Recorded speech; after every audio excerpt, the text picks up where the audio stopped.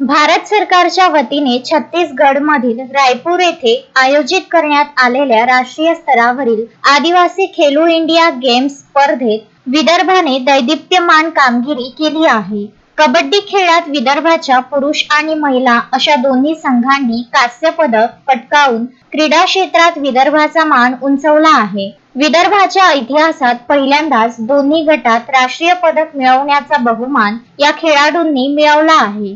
या स्पर्धेमध्ये विदर्भ संघाची निवड इंडिया सेक्रेटरी जितेंद्र सिंह ठाकूर व विदर्भ ॲम्युचर कबड्डी असोसिएशनचे सहसचिव सतीश डफडे यांच्या मार्गदर्शनाखाली करण्यात आली होती. आंतरराष्ट्रीय खेळाडू विनायक माळी आणि राजूभाऊ आढाऊ यांच्या विशेष देखरेखीखाली खेळाडूंनी सरावाचे धडे गिरवले, ज्याचे फळ आज पदकाच्या स्वरूपात मिळाले आहे. विदर्भाच्या या यशात प्रशिक्षकांचा मोठा वाटा आहे. चांदूर बाजार येथील प्रसिद्ध प्रशिक्षक आणि क्रीडाभूषण पुरस्कार प्राप्त सुयोग गोरले यांनी संघाला प्रशिक्षण दिले, तर पंकज बोरकर यांनी मॅनेजर म्हणून जबाबदारी सांभाळली. वाशिम जिल्ह्याचे मनोज राठोड यांनी प्रशिक्षक म्हणून तर शोभा सहारे यांनी मॅनेजर म्हणून महिला संघाला यशस्वी मार्गदर्शन केले. महिला संघात चांदूर बाजारच्या राणी बारसकर हिची कामगिरी लक्षवेधी ठरली.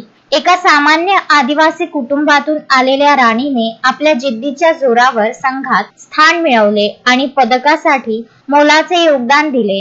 राणी ही स्वर्गीय केशवदादा टोंपे मोफत फिजिकल अकॅडमी व श्री हनुमान क्रीडा मंडळाची खेळाडू असून सध्या गोसी टोंपे महाविद्यालयात शिक्षण घेत आहे. या ऐतिहासिक यशाबद्दल विदर्भातील राजकीय आणि सामाजिक क्षेत्रातील मान्यवरांनी खेळाडूंचे अभिनंदन केले आहे. विदर्भ न्यूज ब्युरो, चांदूर बाजार.